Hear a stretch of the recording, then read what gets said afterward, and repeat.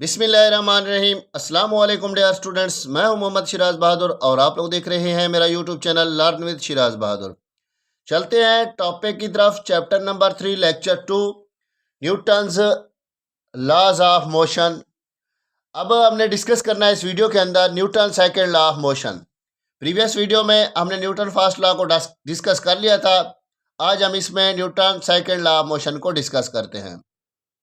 Definition देखें। When a net force acts on a body, जब एक नेट फोर्स किसी जिस्म पर अमल करती है, इट प्रोड्यूस एक्सेलरेशन, वो एक्सेलरेशन प्रोड्यूस करती है इन द बॉडी, बॉडी के अंदर, in direction of force, force की सिमत में। The magnitude of this acceleration is directly proportional to the net force acting on a body and inversely proportional to its mass. यानी अब जो acceleration produce हुआ है उसकी जो मिकदार होगी वो डायरेक्टली प्रोपोर्शनल होगी किसके? नेट फोर्स के, और इनवर्सली प्रोपोर्शनल होगी उसके मास के। तो अब हम इसको लिख सकते हैं मैथमेटिकली। यानी हमारे पास ये एक्सेलरेशन जो होगा वो डायरेक्टली प्रोपोर्शनल होगा किसके? एफ के। और ये जो एक्सेलरेशन है वो इनवर्सली प्रोपोर्शनल होगा। इनवर्सली मतलब 1/1 में बट्टे में आएगा, ओवर एम यानी उसके मैस के। ठीक है। अब ये दोनों यहां पर सेम है, हम इनको कंबाइन कर लेते हैं। यहां पर आएगा A is directly proportional and inversely proportional F over M. अब हम इस प्रोपोर्शनल को ख़त्म करते हैं तो इक्वल का साइन लगाकर कोई कांस्टेंट के लगाते हैं, एफ ओवर एम। अब यहाँ पर ये जो एम है हम इसको दूसरी साइड पर ले जाएं, या आप इसको डायरेक्ट भी क्या कर सकते हैं, इस तरह भी लिख सकते हैं कि यानी F is directly proportional to M A. ठीक है। अब यहाँ पर F is equal to K into M A. अगर बेटा के की वैल्यू 1 के बराबर हो तो यहाँ पर F is equal to M A आएगा। ठीक है। अगर यहाँ पर भी आप क्या करें, के की वैल्यू को 1 पुट करें, A is equal to F over M, यानी F is equal to M A. जो तरीका आपको ठीक लगे आप उससे हल कर सकते हैं। यहाँ पर देखें F is equal to M A. अब यहाँ पर जो F is equal to M A है ये क्या है? ये फोर्स है, मास और एक्सेलरेशन। अब इसका जो एसआई यूनिट जाकर बनेगा, फोर्स का यूनिट तो न्यूटन होता है, यानी अब जो फोर्स का एसआई यूनिट यानी सिस्टम इंटरनेशनल यूनिट बनेगा उसको लिख लेते हैं एसआई यूनिट, वो है न्यूटन। अब यहाँ पर जो एफ है वो एम ए के इक्वल है, यानी यहाँ पर एम की जगह पर किलोग्राम और ए की जगह पर मीटर पर सेकंड का स्क्वायर आएगा। तो ये भी क्या है? न्यूटन के इक्वल होगा। किसके इक्वल होगा? न्यूटन के इक्वल। अब ये एमसीक्यूज के अंदर भी आ सकता है, 1 न्यूटन इज इक्वल टू, मुख्तलिफ ऑप्शन दिए जाते हैं और ये इंतहाई इंपॉर्टेंट लॉन्ग है बोर्ड के हवाले से। अब N is equal to kilogram metre पर सेकंड का स्क्वायर। अब इसकी डेफिनेशन को देख लेते हैं। न्यूटन की डेफिनेशन जो होगी वो कहता है 1 newton is the force, 1 newton is the force. 1 newton क्या है? एक फोर्स है that produced an acceleration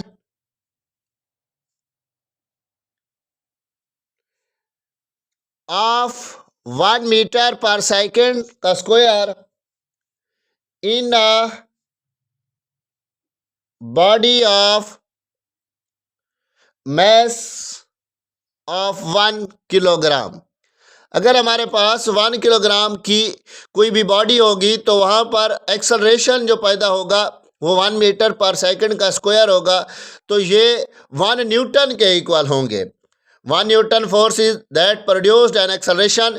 1 Newton force acceleration produced करवाती है इन अ बॉडी, एक जिस्म के अंदर, ऑफ मैस 1 किलोग्राम, अगर उसका जो वज़न है वो 1 किलोग्राम हो, तब जाकर वहाँ पर 1 न्यूटन क्या होगी, फोर्स होगी। तो उम्मीद करता हूँ ये आपको समझ आ गई होगी। नेक्स्ट दिया हुआ है एग्जाम्पल 3.1, उसको देखें। उसका गिवन डेटा मैं आपको साथ साथ लिख के देता जाऊंगा कि एग्जाम्पल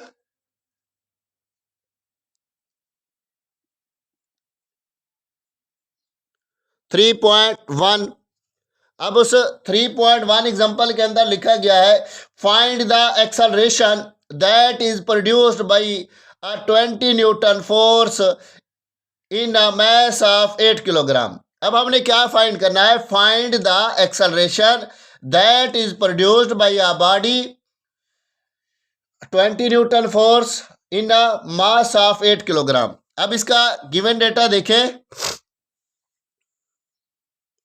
गिवन डेटा को मैं जीडी से शेयर कर रहा हूं आज, वीडियो क्योंकि लेंथी हो जाएगी। यहां पर मैस कितना बताया गया है, m is equal to 8 kg।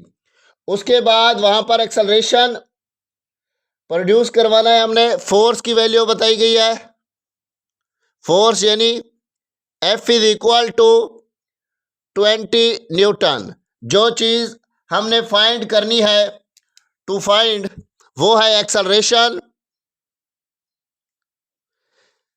Acceleration के लिए यहां पर क्या आएगा, a is equal to unknown. लिखें बेटा सोल्यूशन। सोल्यूशन में आप देखें सिंपल सा फार्मूला है, F is equal to M A. अब a is equal to F over m यानी 20/8, तो इसका आंसर जो आएगा वो आएगा 2.5 मीटर पर सेकंड का स्क्वायर। अब नेक्स्ट यहां पर एग्जांपल दी गई है, उसको भी देख लेते हैं।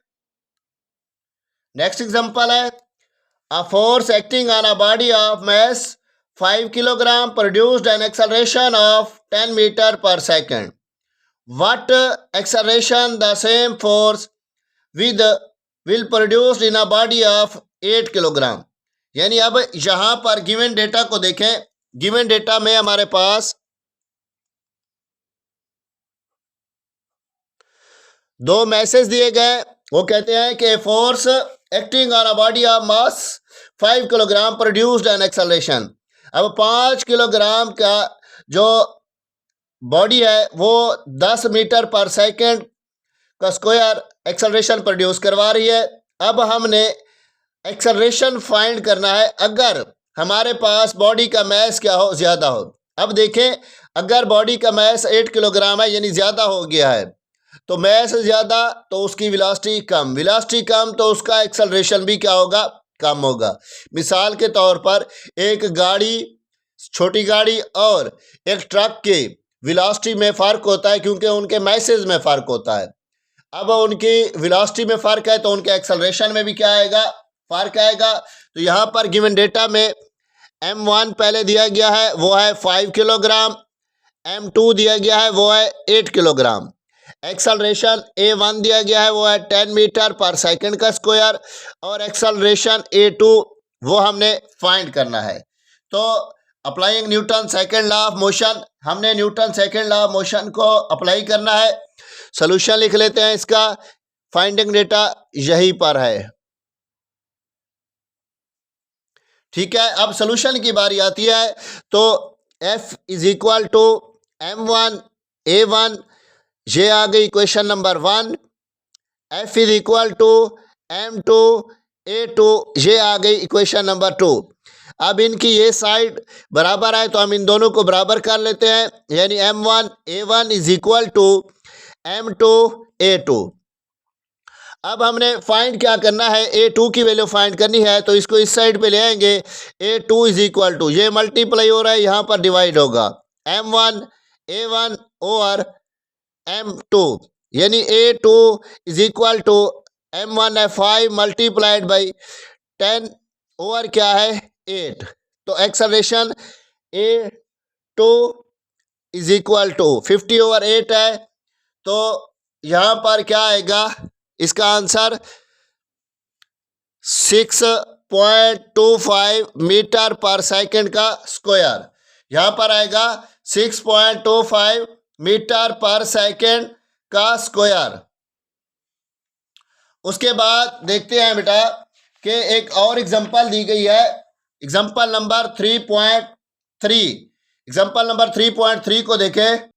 Example number 3.3, a cyclist of mass 40 kilogram exert a force of 200 Newton to move his cycle with an acceleration of 3 metre पर सेकेंड का स्क्वायर। अब हमारे पास साइकिलिस्ट का मैस है 40 किलोग्राम, वो फोर्स लगा रहा है, यानी ओरिजिनल जो उसकी फोर्स होगी वो 200 न्यूटन होगी, और एक्सेलरेशन जो प्रोड्यूस हो रहा है वो 3 मीटर पर सेकेंड का स्क्वायर है।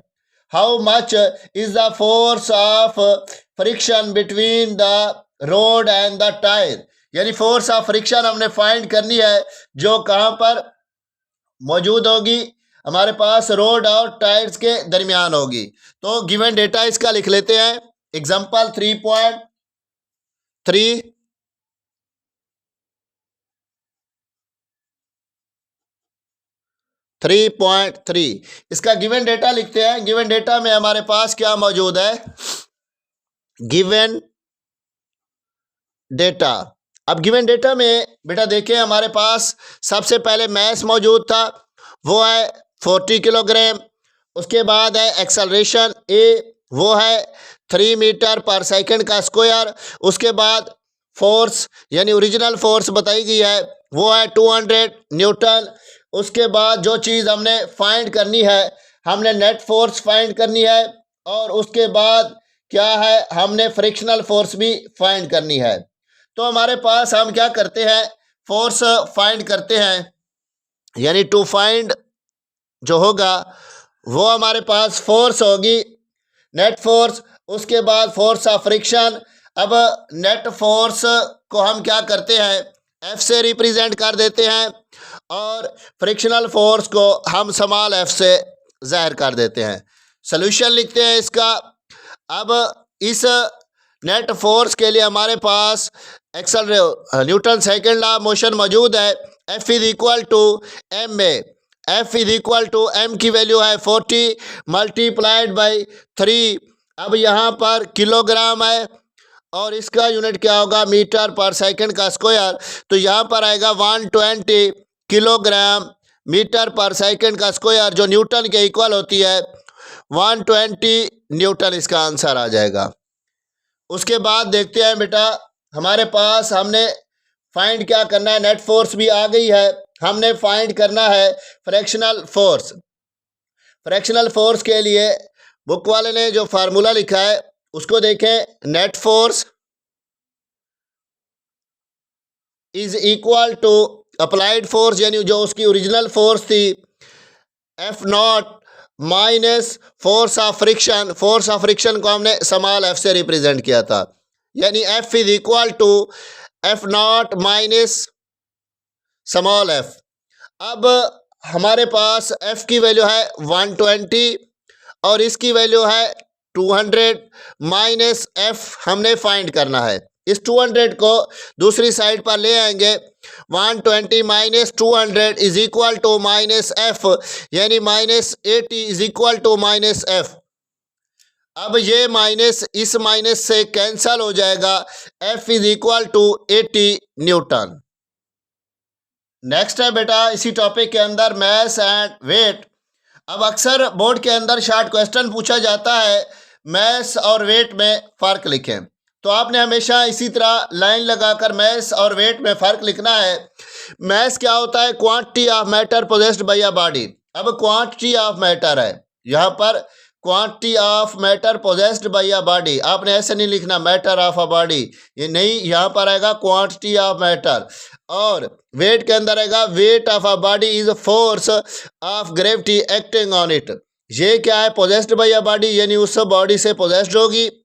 और जो वेट है ये फोर्स ऑफ ग्रेविटी है जो उस पर एक्ट कर रही होती है, यानी अब ये लटका हुआ है तो नीचे की तरफ इसको फोर्स खींच रही है, या अगर टेबल पर रखा हुआ है तो ये फोर्स नीचे की तरफ होगी, ये क्या होगी, वेट के इक्वल होगी। उसके बाद अब हमारे पास मैस है, तो मैस हमारे पास एक स्केलर क्वांटिटी है, ठीक है। अब ये एक वेक्टर क्वांटिटी है, क्योंकि इसकी कोई ना कोई डायरेक्शन है नीचे की तरफ, तो ये क्या होगी हमारे पास वेक्टर क्वांटिटी होगी। अब it does not change with change of place, ये जगह की निस्बत से चेंज नहीं होता, जहां पर भी ले जाएं मैस वैसे का वैसा ही रहता है।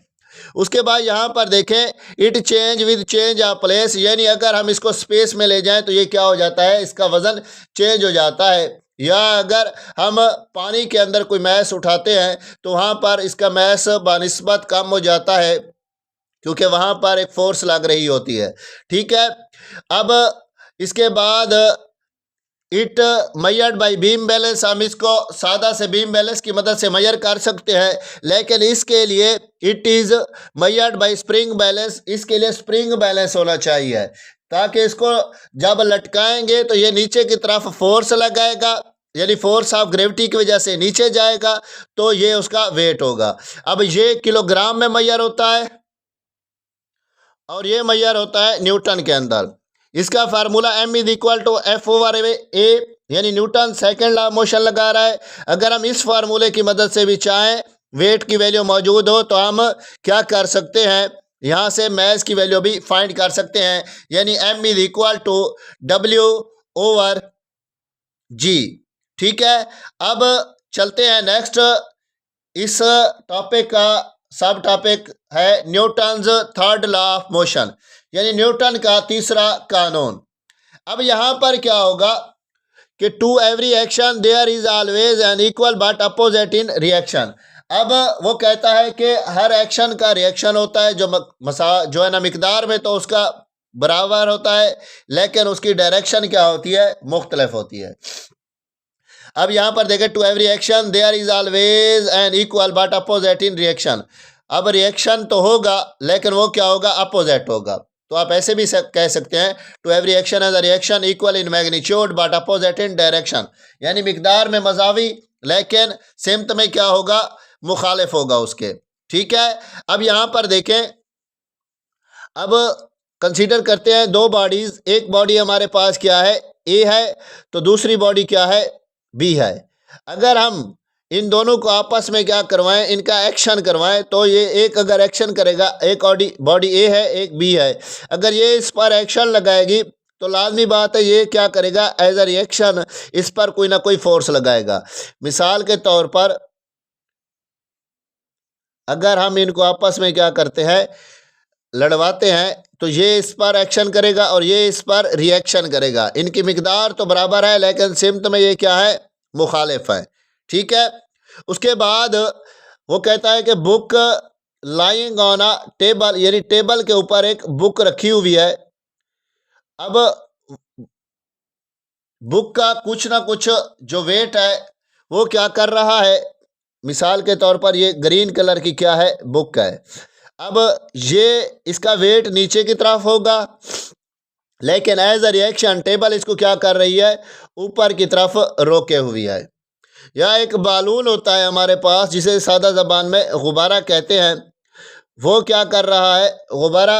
अब उसके अंदर जो हवा मौजूद है वो क्या है कि reaction of the air pushed out of the balloon moved it, यानी अब उसके अंदर जो रिएक्शन होगा हवा का वो क्या करेगी, इसको पुश करेगी ऊपर की जानिब। या रॉकेट है, उसके अंदर एक्शन के तौर पर फ्यूल दिया जाता है और वो रिएक्शन के तौर पर क्या करती है, ऊपर की तरफ चली जाती है। अब मिसाल, सादा सी मिसाल दो कि एक गाड़ी फुल स्पीड से जा रही है, जब वो उसको क्या करता है, ड्राइवर एकदम से ब्रेक लगाता है, यानी उस पर एक्शन करता है, तो अगर उसने सीट बेल्ट बांधा हुआ है तो ठीक, नहीं तो वो शीशा तोड़कर एज अ रिएक्शन बाहर आ जाएगा। अब उसने गाड़ी ने कोई ना कोई रिएक्शन तो दिखाना है, तो वो क्या करेगा, शीशा तोड़कर बाहर आ जाएगा। या मिसाल के तौर पर एक और इंटरेस्टिंग एग्जांपल दे दूं कि अगर एक बंदे को थप्पड़ मारता है, जिसकी डायरेक्शन क्या होती है, एक साइड पर होती है, तो बदले में वो उसको थप्पड़ मारता है, तो ये क्या है, एक्शन का रिएक्शन होगा, जो मिकदार में तो बराबर होगा लेकिन सिमत में क्या होगा, मुखालिफ होगा। उम्मीद करता हूँ ये टॉपिक आपको समझ आ गया होगा। फिर भी अगर कोई कन्फ्यूजन है तो आप कमेंट बॉक्स में पूछ सकते हैं। मिलते हैं नेक्स्ट वीडियो में नेक्स्ट टॉपिक के साथ। तब तक के लिए इजाज़त चाहता हूँ। दुआओं में याद रखिएगा। खुदा हाफिज़। जज़ाकल्लाह।